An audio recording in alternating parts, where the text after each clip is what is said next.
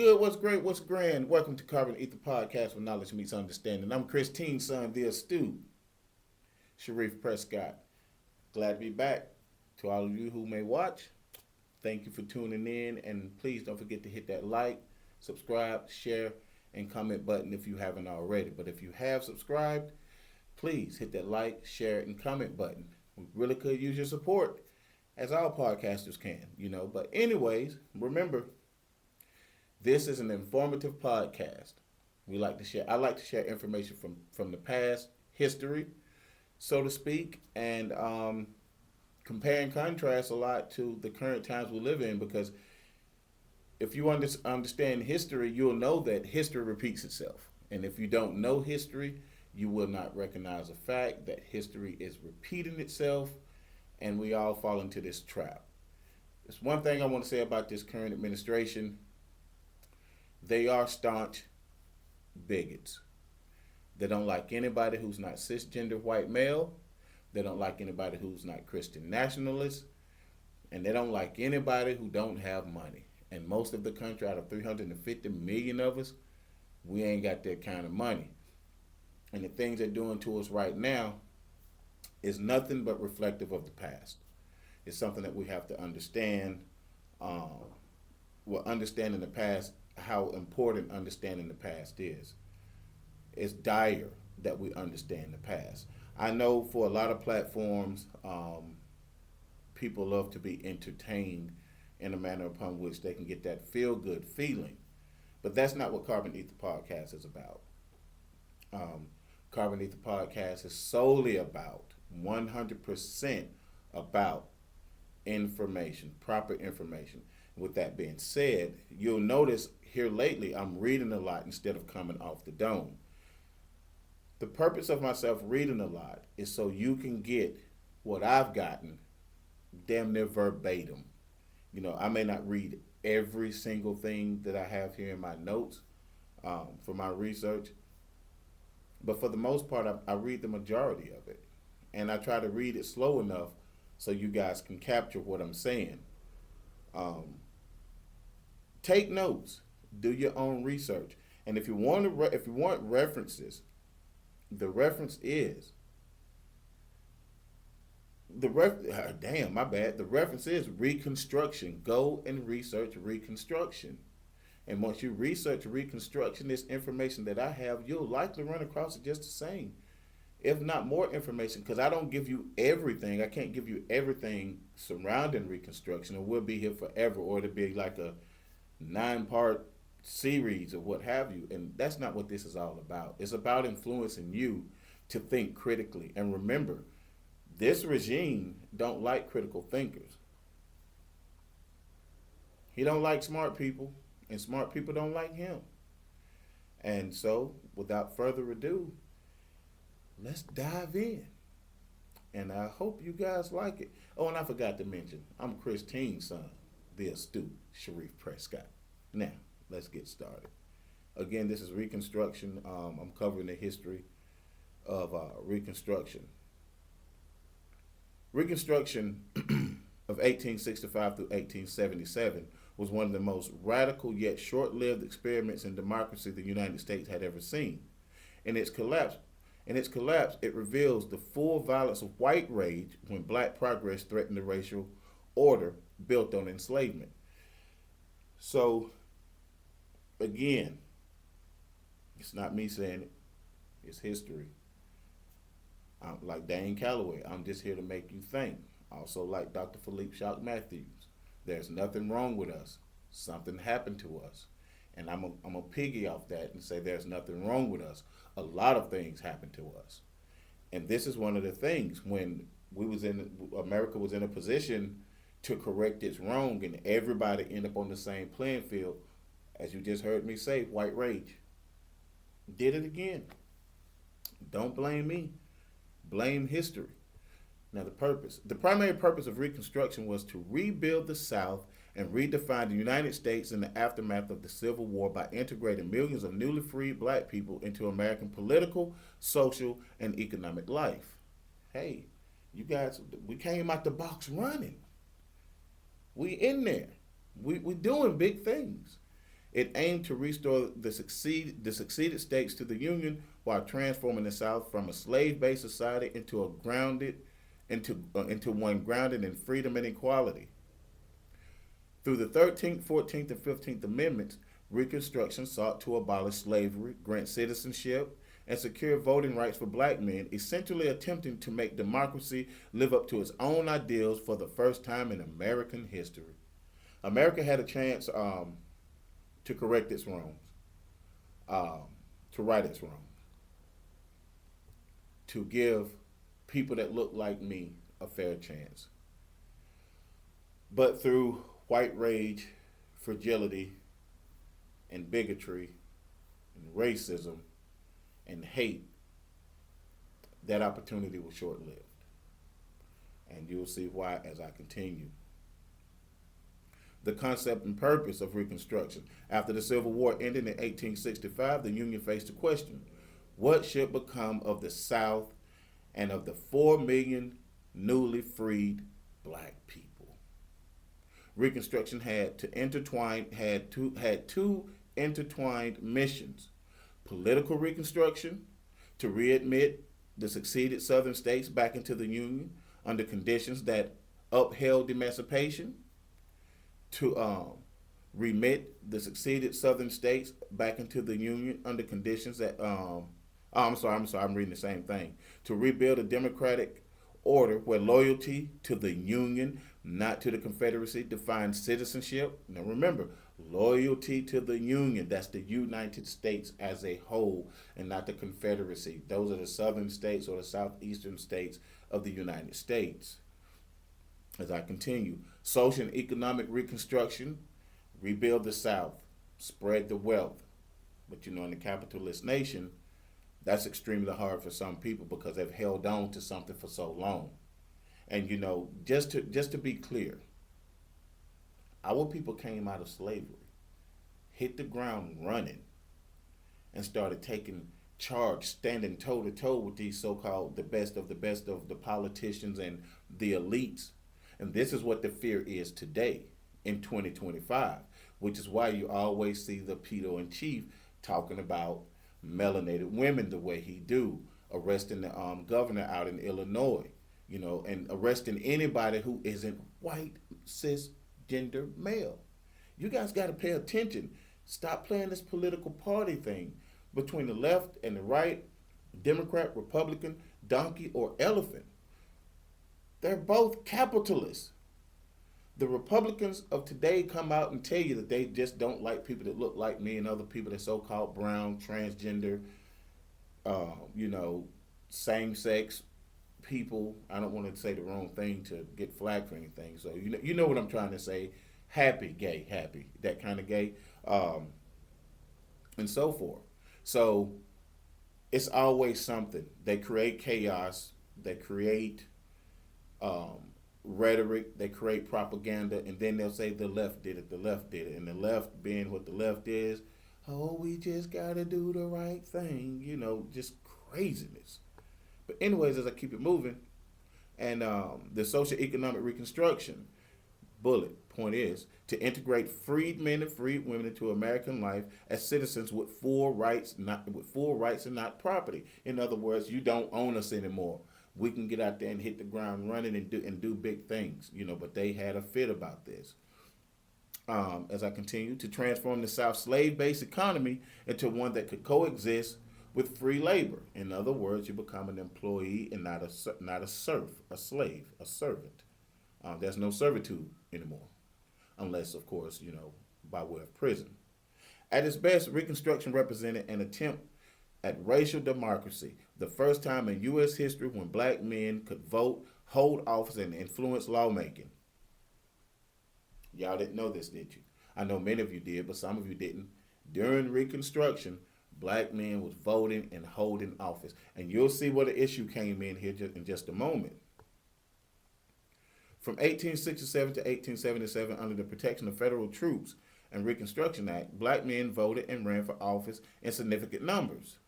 Over 2,000 black men held public office during this time, from local sheriffs to congressmen. Here's some notable figures: Hiram Revels, Mississippi, the first black U.S. senator.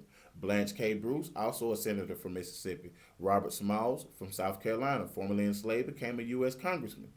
Their priorities reflected the needs of the formerly enslaved people, as anybody would. So when we have politicians running for office during election season, they tell you they're going to do all kinds of stuff for the people, right?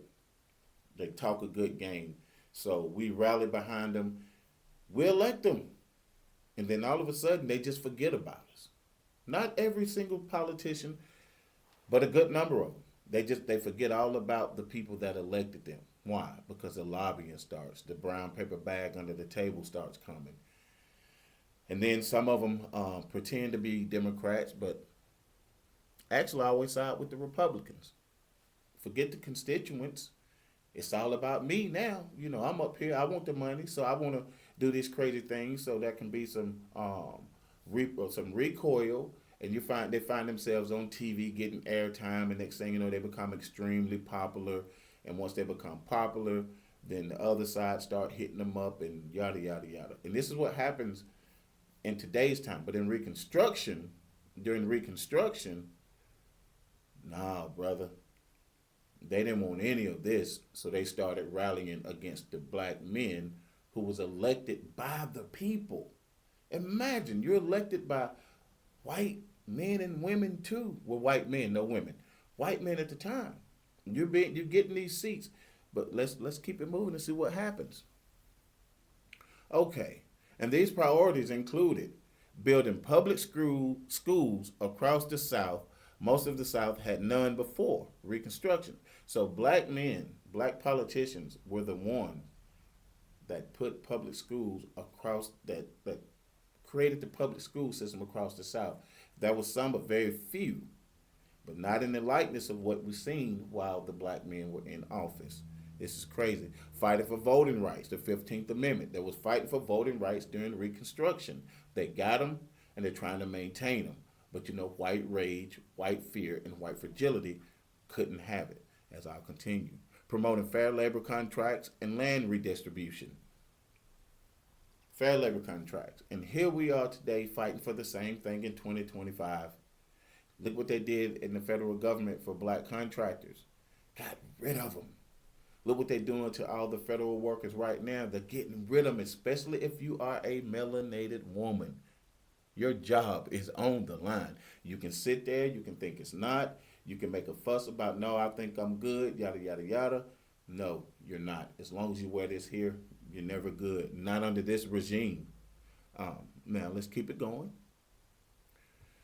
To formerly enslaved people, this was the flowering of democracy. To formerly enslaved people, this was the flowering of democracy. Everybody's happy. Look at what's happening. We got it going on, y'all. We out here, you know, no more webs. No more working from sun up to midnight pitch black, as Dr. Joy DeGruy stated in one of her lectures, working the muscle off the bone, beating you because you didn't meet quotas. No more of this. That's done and over with. This is Reconstruction. Things are going beautiful. People are actually living a good life or building for themselves. But as we continue, to white Southerners and many white Northerners, that was a nightmare. As I stated, it ain't me, this is history. Again, I like to read this stuff right now. The reason I read right now, I'm repeating myself for a reason so people will know. I like to read it so you'll get exactly what it's saying in history. Because I can give it to you, I can regurgitate it, but you know, I put too many twists and spins on it, you know, to hyping it up or to water it down, and I want to give it to you verbatim. So as I'll continue, thank you for your time. But you know, the white rage against black advancement, this is where we're going. Let's go back up to here for a moment. To white Southerners and many white Northerners, it was a nightmare. Reconstruction is a damn nightmare. Hell to the no, and you'll find out why. The white rage against black advancement, this is where we are. The hatred towards black lawmakers was not just political. It was existential. It attacked the idea that a black person could govern, lead, or be equal to a white man. Ain't that some shit? Ain't that where we at now? Dumpster Dump and the crew and the clown squad. Yeah. So let's dig a little bit further. Psychological and racial fear. White Southerners, particularly ex-Confederates, viewed Reconstruction as Negro rule. That's how they felt when Barack Obama was in office. So this right here, what they're doing right now is retribution. Right here in 2025. White Southerners, particularly ex-Confederates, viewed Reconstruction as Negro rule, a reversal of racial hierarchy that had governed their lives for centuries. Centuries meaning 100 years, 100 years, 100 years, and you compile them out, and they become plural, hundreds of years, become centuries. And I said that for my older audience that may not understand. Okay. Propaganda claimed black legislators were ignorant, corrupt, and unfit. White supremacist newspaper caricatured them as ape-like or childlike. White supremacist newspaper caricatured them as ape-like or childlike, meaning the black politicians, the newly freed black men and women and children. The idea of a black man voting or wielding power over whites violated the core of the white supremacist psyche, that whiteness meant authority. Political retaliation and violence ensued. Once black people exercised voting rights, white terror groups emerged to suppress them almost instantly. Started in secret and then became very public. The same thing that they're doing in this regime. I know nothing about Project 2025. Then the moment he take office, he's implementing Project 2025 at warp speed. But you guys, a lot of you guys didn't read any of Project 2025, so you wouldn't know that. A lot of you guys cared not to hear me when I tried to have the conversation or attempted to have the conversation with you guys about Project 2025, along with Project Esther, along with Agenda 47, and so forth. You didn't want to hear that. You'd rather be entertained. So I left it alone. And I shall continue. Once black people exercised voting rights, white terror groups emerged to suppress them. What type of white terror groups? The Ku Klux Klan, founded in 1865, White League and Red Shirts used lynching, beatings, and arson to terrorize black communities and Republican supporters. Back in the day, the Democratic Party we know today was a Republican Party back in the day. I've done a show called The Great Switch. Go check it out. It explains how the party switched. Over 1,000 black officials and leaders were murdered during Reconstruction. Over 1,000. Because a white man of the time, just like some of the white men of today, cannot fathom, cannot stomach that a black man has more. A black man is far more educated. A black man is far more dignified. The content of his character is extremely better. People like him across the country. People outside the country like them, and they can't stand it because that's not what their narrative is that they portray of us in film, theater, newspaper, radios, or whatever the case may be. But we tend to get silent when it comes to certain things because of fear. I myself don't care nothing about that. I'm unapologetically me. Again, I'm Christine's son, the astute Sharif Prescott. The 1873 Colfax massacre, Louisiana killed over 150 black men defending their elected officials from white mobs. Ain't that something? This was not racial tension. It was organized political violence designed to end black participation in democracy. You don't belong here. Jogging through a neighborhood, you're gone. Walking down the streets with some Skittles, you're gone. It's so repetitive and it's sickening. This was not racial tension. It was organized political violence designed to end black participation in democracy. And then we know it's still happening. Knees on necks, no not warrants, busting in homes, shooting people, people unarmed, hands up, still being shot. It's the same terror, just different time and a different, dressed up in a different way. But nothing's different. Terror is terror. That's trauma. Okay, like I said, the economic strangulation. This is about depleting whatever wealth or the path to wealth that our ancestors were gaining. Um, the Freedmen's Bureau had promised education, labor protection, and sometimes land, but it was undermined at every single turn. We know what happened with that already. Most freed people were forced into sharecropping, a system that kept them indebted to white landowners. How did sharecropping keep them indebted? So they would say they want to lease some land from the white guy who's no longer a slave owner. Well, he would charge them, the rent would be astronomical. If they had to borrow a tool or borrow a donkey, it would be astronomical, and the payback would be damn near impossible. So yet you're still indebted to someone. And then when you grew crops, they would still come take more than half of their crops, barely leave them anything for themselves to make money. And you had to sell your crops to a white person. You can even sell it to a black person, really.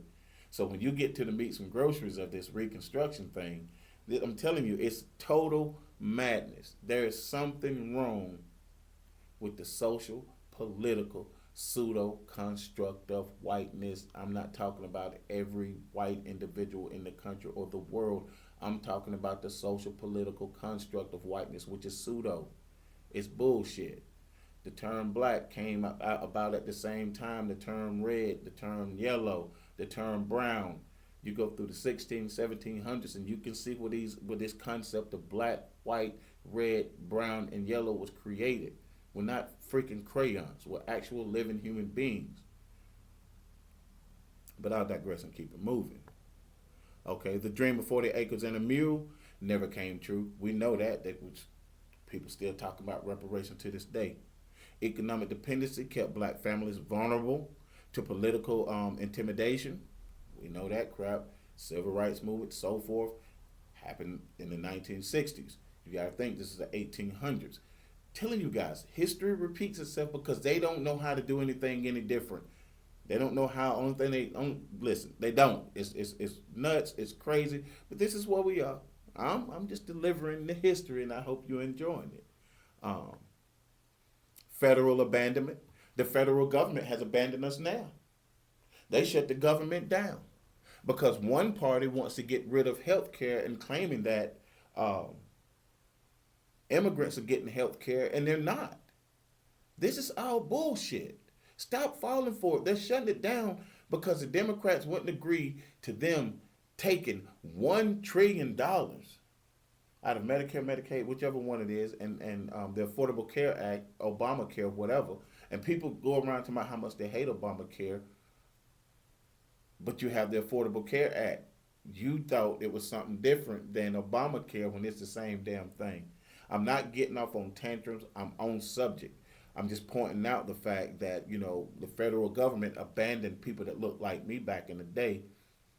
Well, it's doing the same thing today, but it's abandoning all people. And you people in the red states are going to realize that at some point. You black people that's wearing the MAGA hats are going to realize this at some point. Admit the fact that you guys made a mistake, that you voted the wrong person in. This dude said, if you vote for me now, you'll never have to vote again. If you vote for me now and I win, or he said the next time I'm in office or when I win the presidency, I'm going to become a dictator on day one. And damn it, he has held true to his word. Y'all look like some real, I ain't going to be ugly. By 1877, after Northern interests warned, federal troops withdrew in a political compromise, the Compromise of 1877. Is this capitalism working again? Is this the oligarchs at play again? Is this it? The Great Compromise of 1877. That was Reconstruction. We're going to rebuild and we're going to put black people on the same playing field, the same level ground with us, and we're going to do the right thing, and they can vote, they can become politicians, they can own land, they can do all these great things they couldn't do before because they were slaves. But now, they had Reconstruction going, they had troops down here in the South to protect the newly freed men and women and children, And then the Great Compromise comes in 1877. Remember, from 1865 to 1877, there was Reconstruction, the rebuild of America, the flowering time of America. Everything is great. Black people doing the thug thizzle. Not as in the bad word thug thizzle, just a saying that we melanated people used back in the day, and I'm just resurfacing it since we're talking about history. Anyways, Reconstruction government collapsed. White Democrats, so-called redeemers, took power and erased nearly every gain black people had made. What are they doing right now? Are they not erasing all the gains we've made over the centuries? Ain't Dumpster Dump going and doing all this? Him and all the sycophants that he's hired. Those people who don't have the qualifications to hold any of the positions that they have. Most of them are podcasters. Yeah, that's what they're doing. Do you see what I'm saying? The correlation between the past and now? They're doing the same thing, and this is what I've been saying the entire time. So we'll keep going. This ushered in Jim Crow, the Jim Crow era, the legal codification of racial apartheid or apartheid, whichever way you want to pronounce it. The Great Compromise ushered in Jim Crow. That was a terrible era for people that look like me. And if you don't know anything about Jim Crow, you should definitely research it. It was so bad they had to have something called a green book. I think I have it over here. Yeah, I have a green book. They had to have something called a green book. What's a green book, Sharif? The green book would tell people that was coming from the north and outside of the south which towns to be out of before the sun went down. The sundown towns. They building one over in Arkansas right now. Return to the land. They was thinking that we mad about. No, hell, we're not. We know where y'all bigoted asses at. Stay over there in Arkansas with your return to the land, and we're gonna see how fast that shit gonna collapse. But this is a green book. It's like a copy, a rendition, a reprint from back in the day. I ordered this a few months ago when I was residing with my sister. This is an interesting book. There's so many cities and towns, but it gave black people a sense of comfort in knowing that they can go to places in black communities and stay instead of trying to get in the hotels or just having to deal with the riffraff of racism especially down here in the South and Jim Crow. Jim Crow was terrible down here in the South. Watch the movie Mississippi Burning. It's an older movie, but it's well worth the watch. Okay, now let's keep going. The deeper truth, Reconstruction as America's mirror. Reconstruction exposed something America never wanted to face, and what was that? That freedom without justice is fragile, and that the nation's promise of equality was only skin deep. They never meant it. The moment somebody came up with a different plan that seemed to be better for white men, let's do away with that right there. So we're gonna compromise with you guys, and this is what we're gonna get. White rage, not born from ignorance.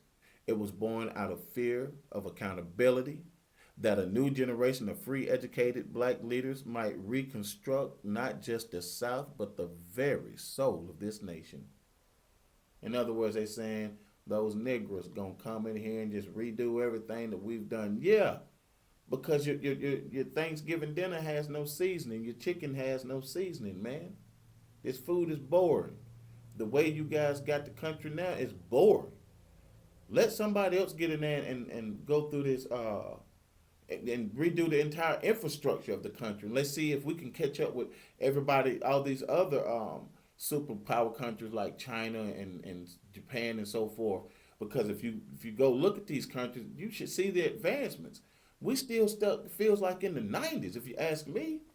The most advanced thing that we have, man, are doorbells we can see outside from our phones. Smartphones and Xbox and PlayStation. Other than that right there, what advancements do we really have? for us here, what advancements do we have? I'll keep it moving. Okay. I'll go back. White rage was not born of ignorance. It was born out of fear of accountability that a new generation of free, educated black leaders might reconstruct not just the South, but the very soul of the nation. Thus, the hatred of black lawmakers began, and this was hatred of representation, intelligence, power, and justice itself. The legacy of rage, of white rage, man, is, boy, you guys have, even to some of you white people, and I ain't trying to be ugly, I'm just pointing out things that it's a certain mindset of whiteness that's just dangerous. It's like the worst virus the planet has ever known, and it seemingly just won't freaking go away. But anyways, I'll keep it moving. The end of Reconstruction planted the seeds for voter suppression, literacy, voters. Let me say this slow: voter suppression, literacy tests, poll taxes, and Godfather clauses.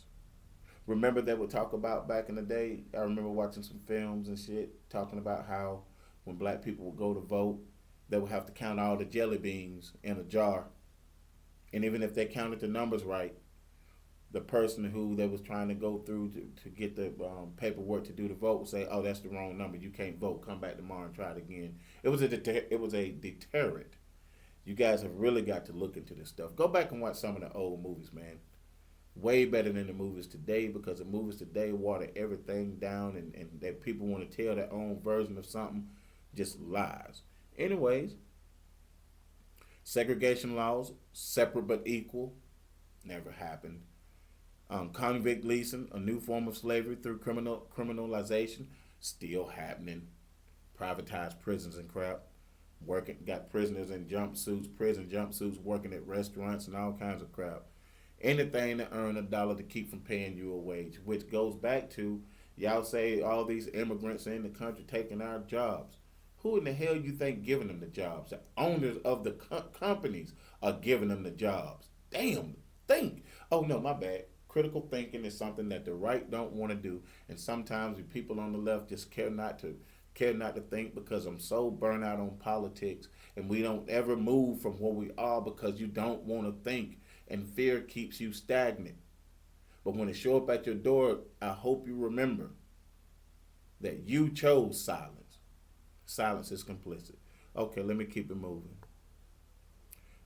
Convict leasing, a new form of slavery through criminalization, and a century-long narrative, war, rewriting Reconstruction as a failure, which textbooks and films like Birth of a Nation later reinforced. Let me say it again. And the century-long narrative, war, rewriting Reconstruction as a failure, which textbooks and films like Birth of a Nation reinforced. It would take another 100 years through the Civil Rights Movement for America to again approach what Reconstruction briefly achieved, a multiracial democracy rooted in equality. And we're still having issues today with multi-rooted equality. It's a lot better. I will not lie and say it's not. It's a hell of a lot better. But it can get even better if we stop being silent, if we start using our outward voices and not our inner voices. Silence is complicity. If you don't speak up, things don't change. You have to think the civil rights movement would have never happened if it wasn't for those college kids out there with Dr. Martin Luther King and the rest of the people out there fighting. Under civil rights, people gained all kinds of things. Women, Latinos, so many people, man. And then you turn around and you spit in the face of melanated people as if we didn't do that. The reason you got what you got is because of the civil rights movement, which happened because of people that look like me, melanated men and women. If they did it back in the day, I'll be damned if I sit idly by and do nothing and not have a voice. That's what this platform is for. My voice. When I reached out to people Hey man, invite me to your podcast. They ain't gonna do it. Hey man, turn me on to who do I need to speak to at school to send them my one sheet to come speak to the kids. Ain't nobody do it. So here we are with Carving Beneath the podcast. It came to life about books because they were burning books. But then again, there was so many other things behind it. But that's not. I didn't want to put all that in there. I just rather talk about the books, which I typically hold a book up on the show and reference. But you guys need to understand that white, the social political construct of white rage, fear, fragility, and cowardice has been the downfall of my people for a long time.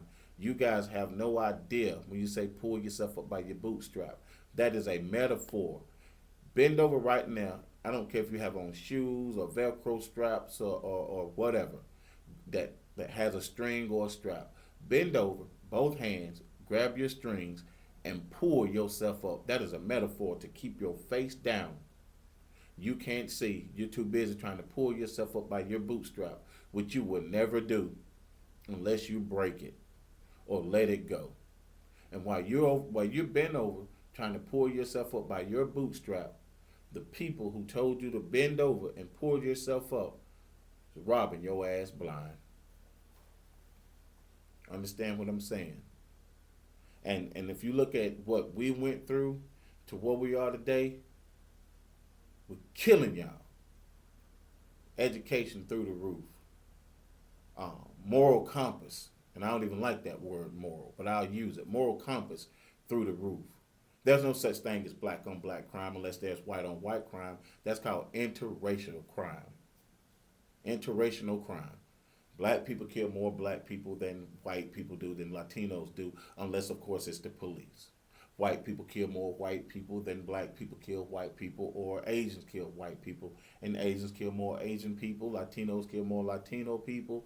Indian people kill more Indian people because we are inside our own communities. Stop listening to propaganda and do your own research. This is nuts, and the reason you guys never hear me talk about the next show I'm doing is because I never know which one. But I'm gonna try to follow this one up with something that's in line with Reconstruction, something that took place during Reconstruction that we didn't see, that I didn't mention, and something that's taking place right now, or just taking place from the past with this racist crap. But in closing, however, the Great Compromise of 1877 effectively destroyed Reconstruction by ending federal protection of black citizens in the South. In exchange for Rutherford B. Hayes becoming president after a disputed election, Republicans agreed to withdraw federal troops from the South. Once the troops left, white supremacist Democrats at the time regained control of Southern governments, unleashing terror, voter suppression, and racial violence to reestablish white dominance. This betrayal marked the official death of Reconstruction and the birth of the Jim Crow era, a political deal that traded black freedom for political power. And I digress, and I'll keep it moving. Out of here.